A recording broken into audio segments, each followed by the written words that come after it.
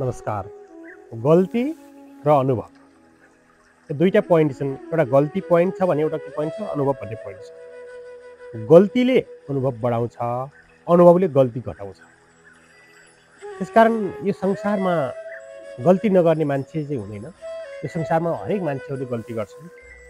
तर गल्ती गर्नु भन्दा पनि कुरा कहाँनिर हुन्छ भन्दा गल्तीलाई कसले सर्लक्क स्वीकार गर्न सक्छ अथवा गल्तीलाई सहर्षका साथ हार्दिकताका साथ स्वीकार गर्न कसले सक्छ, त्यो मान्छे मात्रै महान हुने गर्छ। कतिपय मान्छेहरू के हुन्छन् भन्दा आफूले गल्ती गरेको गल्ती थाहा हुँदै पनि यो गल्ती मैले गरेको होइन, मैले गल्ती नै गरेको छैन भनेर चाहिँ अगाडि बढ्ने गर्छन् भने कैयौँ मान्छेहरू के हुन्छन् भन्दा गल्तीबाट सच्चिएर, गल्तीबाट अनुभव बटुल्दै, त्यो अनुभवबाट पाठ सिक्दै काममा परिवर्तन ल्याउने काम गरिरहेका हुन्छन्। त्यसैले अनुभवबाट चाहिँ पाठ सिकेर अगाडि बढ्नुपर्छ। यो संसारमा गल्ती नगर्ने मान्छे नै कोही पनि हुँदैन, तर बारम्बार उही गल्ती गरिरहने त्यो मान्छे नै हुन सक्दैन। त्यसकारण हामी यही कुरा बुझ्नुपर्छ कि सबै मान्छेले गल्ती गर्छ। कुनै मान्छेले गल्ती जानी गर्छ, कुनै मान्छेले गल्ती नजानिकन गर्छ।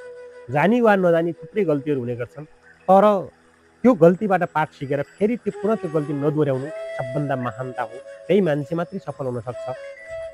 त्यसैले हामीले गल्ती गरेँ भनेर फेरि आफूलाई चाहिँ हिंसापुत गर्ने, गल्ती गरेँ भनेर आफूले चाहिँ घृणा गर्ने होइन कि अब यो गल्ती म भोलि फेरि पुनः दोहोऱ्याउँदिनँ भनेर हामी अगाडि बढ्यौँ भने पक्कै पनि हामी सफलताको मार्गमा अगाडि बढ्न सक्छौँ।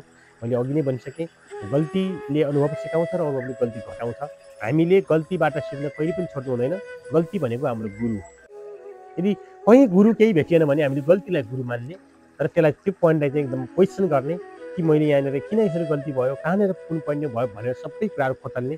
त्यसको आधारमा हामी अगाडि बढ्यौँ भने पक्कै पनि हामीले चाहिँ सफलता प्राप्त गर्न सक्ने अवस्थामा हामी चाहिँ पुग्छौँ। Thank you so much.